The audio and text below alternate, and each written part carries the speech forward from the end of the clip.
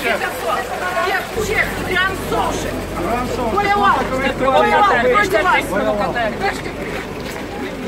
Tady radši fašismus